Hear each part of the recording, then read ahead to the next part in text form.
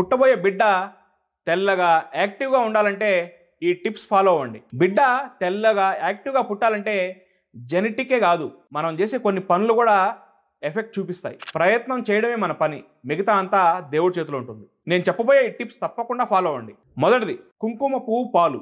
రోజు ఒక గ్లాస్ గోరువెచ్చని పాలల్లో కొద్దిగా కుంకుమ పువ్వు వేసుకొని తాగండి. బ్లడ్ సర్క్యులేషన్ అనేది మెరుగుపడుతుంది, స్కిన్ యొక్క డెవలప్మెంట్కి సహాయపడుతుంది.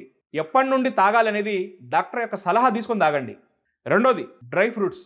బాదం, అక్రోట్, డేట్స్, ఖర్జూరం బేబీ యొక్క బ్రెయిన్ గ్రోత్, ఐసైట్ మరియు ఎనర్జీకి ఉపయోగపడతాయి. వీటిల్లో ఉండే ఐరన్, ఒమేగా 3 మరియు ప్రోటీన్ అనేది బేబీకి బాగా ఉపయోగపడతాయి. మూడోది, ఫ్రూట్స్. దానిమ్మ, యాపిల్, ఆరెంజ్, ఈ 3 ఫ్రూట్స్ చాలా ముఖ్యం. వీటిల్లో విటమిన్ సి అనేది ఎక్కువగా ఉంటుంది. ఇది స్కిన్ యొక్క బ్రైట్నెస్కి చాలా ఉపయోగపడుతుంది. నాలుగోది, పాజిటివ్ థింకింగ్. మదర్ యొక్క ఎమోషన్ అనేది బేబీ మీద ప్రభావం చూపే అవకాశం ఉంది.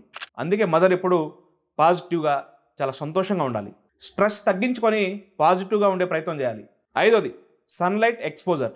ఎర్లీ మార్నింగ్ డైలీ ఒక 15 నిమిషాలు సన్లైట్ పెడితే విటమిన్ డి అనేది బాగా లభిస్తుంది. పుట్టబోయే బిడ్డ తెల్లగా యాక్టివ్గా పుట్టాలంటే తినే ఆహారం మరియు ఆలోచన ఈ రెండు శుభ్రంగా ఉండాలి.